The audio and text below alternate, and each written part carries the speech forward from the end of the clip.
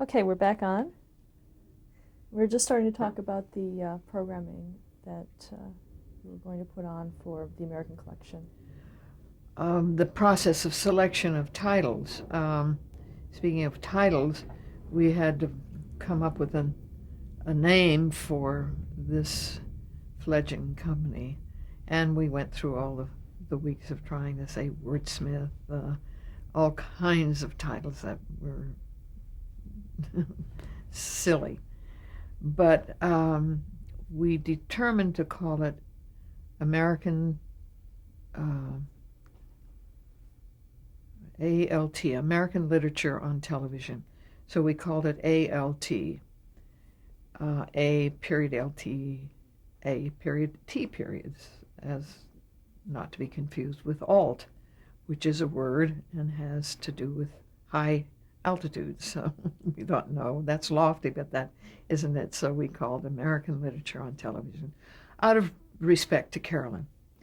And we registered that, and we went into business as a nonprofit, and we set up all those machinations were in place. It was just now how to work out the title selection. And the first was Will Cather, The Song of the Lark. I felt it would be a good transitional film. It was kind of an American masterpiece theater, if you were just to think of it in that way. Then the next one was Cora Unashamed, which was a 15-page short story by Langston Hughes. We weren't interested in doing another Civil War or a civil rights story or the Southern story. Yet it is such a part of our nation's character and our history and our culture. So I thought this might be a different point on the compass of this oft-told story. And it's a story that will never go away. But I was really taken by the Hughes short story because he was born in Missouri. It was interesting that he wrote this story, placed it in Iowa, which not incoincidentally is my home state. So it fulfilled two things that were kind of especially interesting to me. I'd love to take a film to Iowa and make it. I had created the situation for Norman Lear to film Cold Turkey, which was in Iowa, and it was, I thought I'd like to take a picture back sometime. So this was an opportunity, but the story had to tell itself. It had to fit in our prescribed definitions. We went about that very carefully, how to define it, and it seemed to fit. So we chose that as a title. Then I thought it would be interesting to explore and cull from that great Southern writer's context, which is so strong in America's literature. And Eudora Welty, The Ponder Heart, came to our attention, and it had great humor, and it was fun. So I thought, lighten up, let's lighten it up. So that seemed to fit that particular niche. Then we went on to James Agee's A Death in the Family, which was not our first choice, and I will come back to that. It was a compromise title. And then the last title was, again, out of our consideration, what would be the guideposts for our selection. And again, I felt that one of the through storylines of this country is the immigrant story.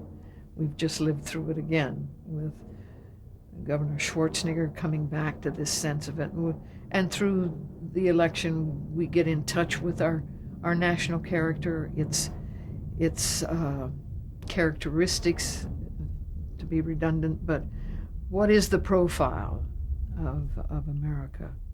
And the immigrant story seemed very, very essential to me. What made this appeal, and I literally found the book at the airport at LAX, because I was looking for what I thought, and we agreed, was the most current reflection of the immigrant story, and that's the Latino population. And I guess the sociology in me was aware that our population, the face of our population, was really browning.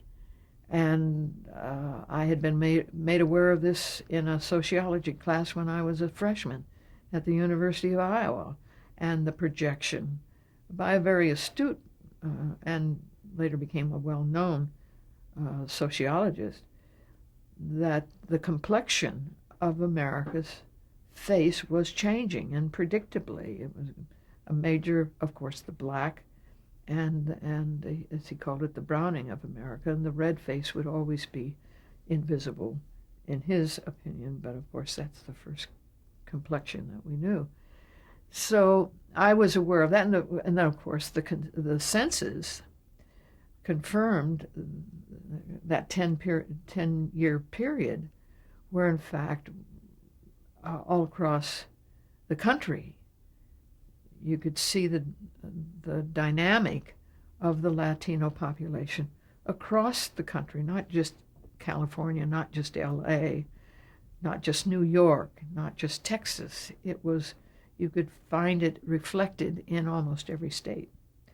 So that was a very compelling reason for me to be mindful. We had gone to Cisneros, and her material was not available for television. So there was a handful of authors, and they would be contemporary. We recognized that. But I literally found this book, and as I said, at the airport at LAX, Esmeralda Santiago's Almost a Woman. I read it on the plane to New York, and I called Anne and I said, I think I found it. If you can go get a copy, and I'm interested if you agree. Well, she did, and we thought it was right on the mark for what we had agreed to do. Well, all of this in that agreement with WGBH, Henry Beckton and Rebecca Eaton, who was the maven of Masterpiece Theater, had her own thoughts about what would be appropriate for Masterpiece Theater. And that very iconic sense of programming, and she knew that she needed to be comfortable with the work that was being done. And she quite openly and publicly made it known that she could not support Cora Unashamed at all.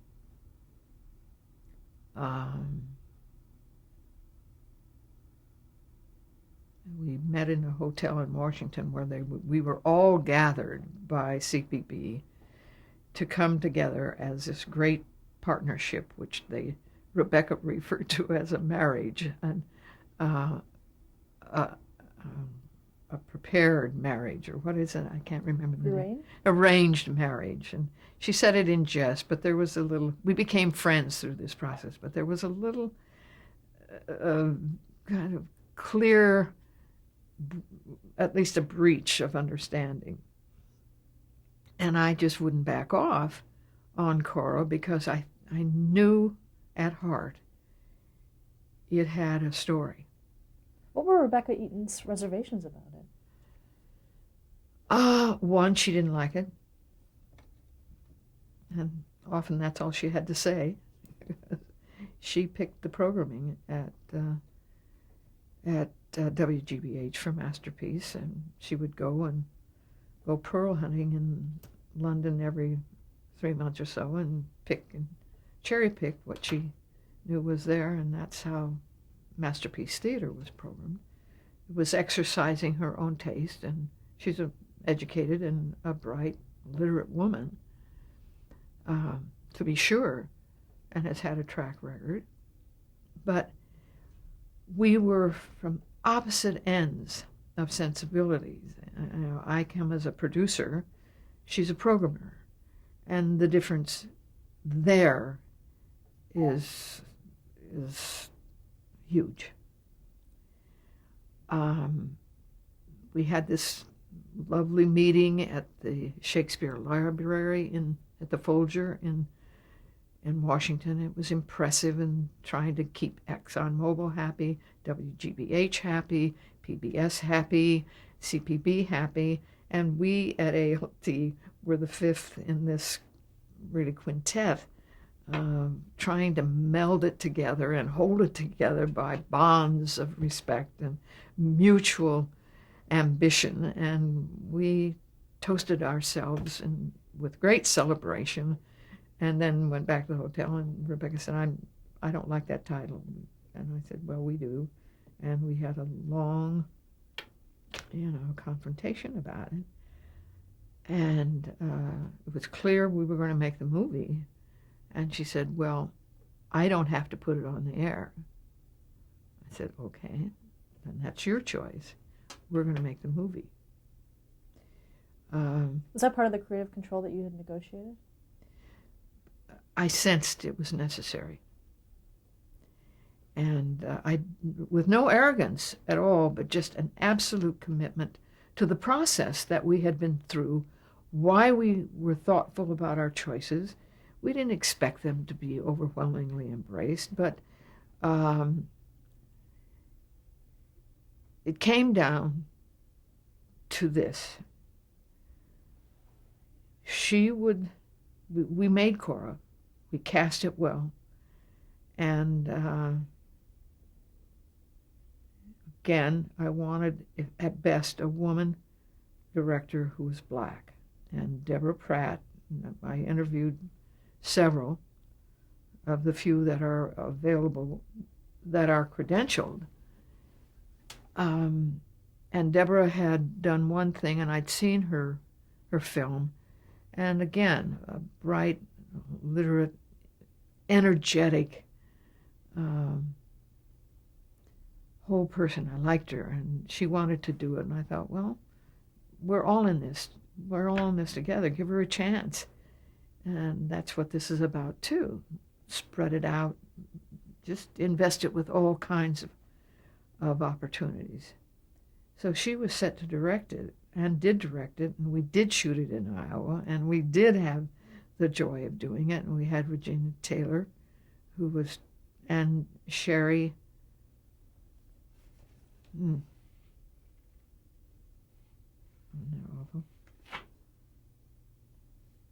I'll come back to that. But we made the film, and Rebecca was not pleased. She just wasn't pleased. And it was to be programmed down the line. It wasn't. We made it, and it would then be held and fit into their Masterpiece schedule. So it would maybe be months away before that. And we were still in the process of finalizing the last of the titles. By this time, her resistance to this had been worn down a bit. It was what it was going to be. But she said, I'll give you Cora if I can have one of the titles that I choose what will be done. And so we caucused. Is it Cora or Almost a Woman? Cora. Okay. I'm going back to that. Because Almost a Woman was the fifth of the final choices that we needed to make. So we were proceeding on that. We did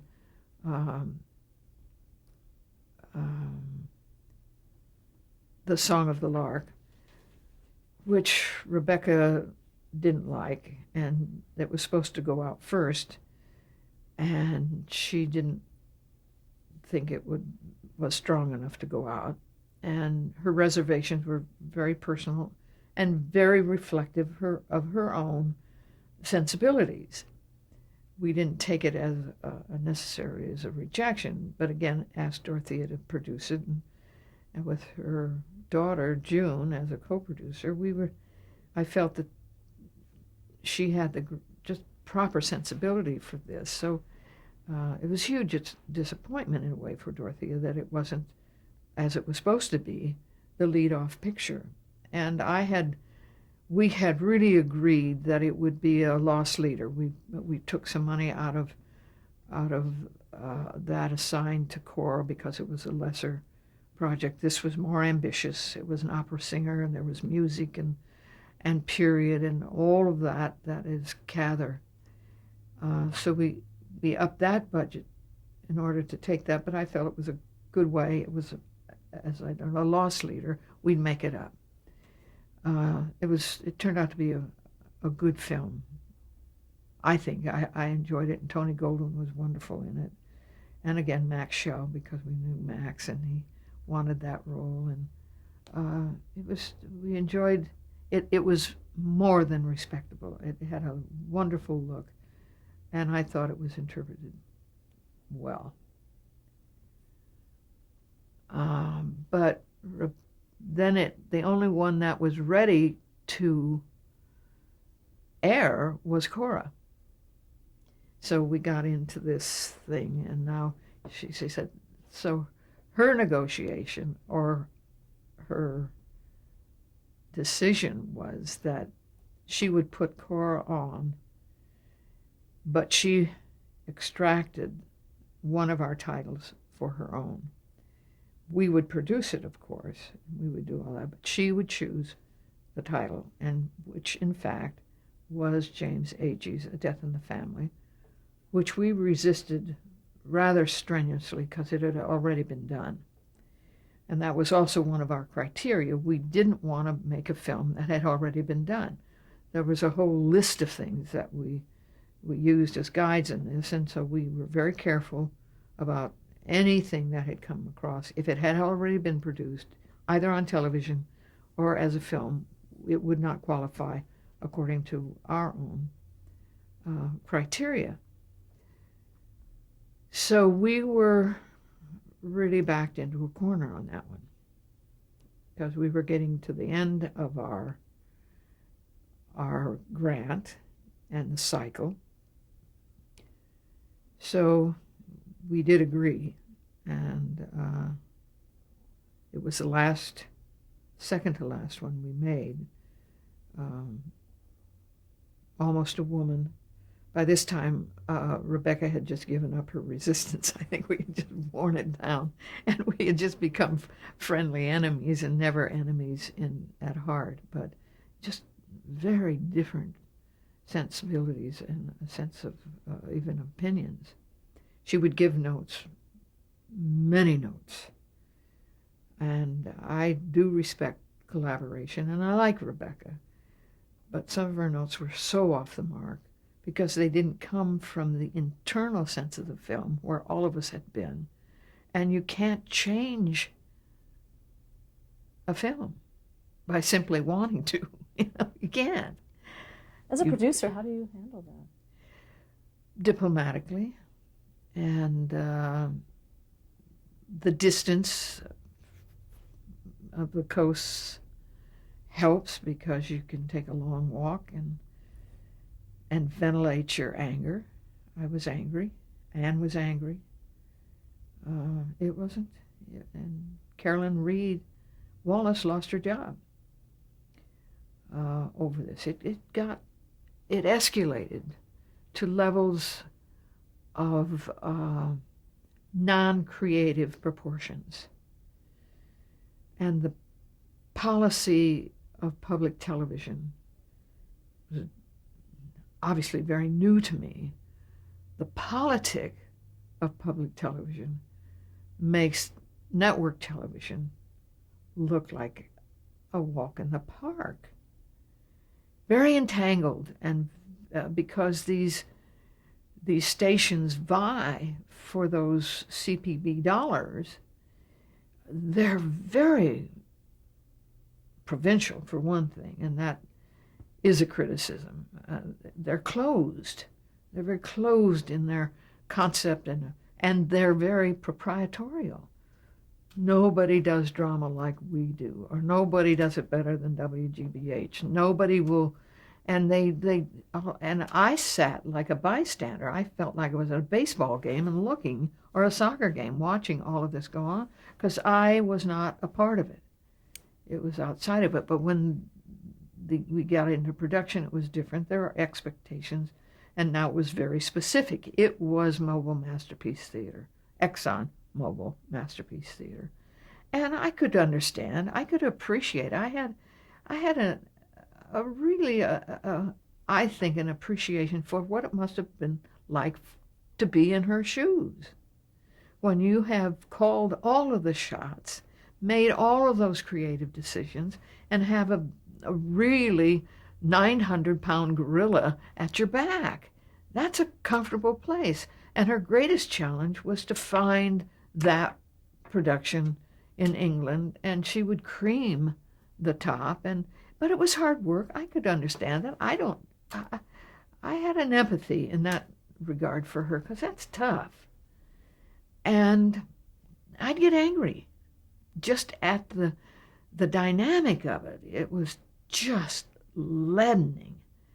You try in the editing and making a film. There's all a very important rhythm to it, for me. And if you break that rhythm, or if something intrudes on that rhythm, it's out of tune, and it's out of step, and you can feel it, and it's very hard. You don't make a film in the editing room. Like some people say, we'll fix it in post.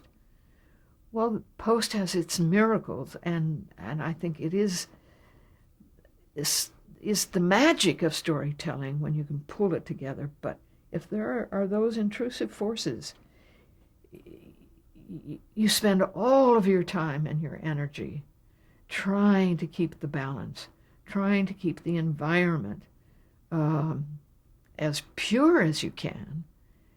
And so those were tough times to do that. Well, as I was saying, as we got to Almost a Woman, Rebecca just threw up her hands. It was the last one. We were going to be out of her life, out of their life, and it was clear that the collection, as we knew it and as it was Carolyn's idea, would not go forward. There had been a hope that there would be a continuation, whether we did them or not.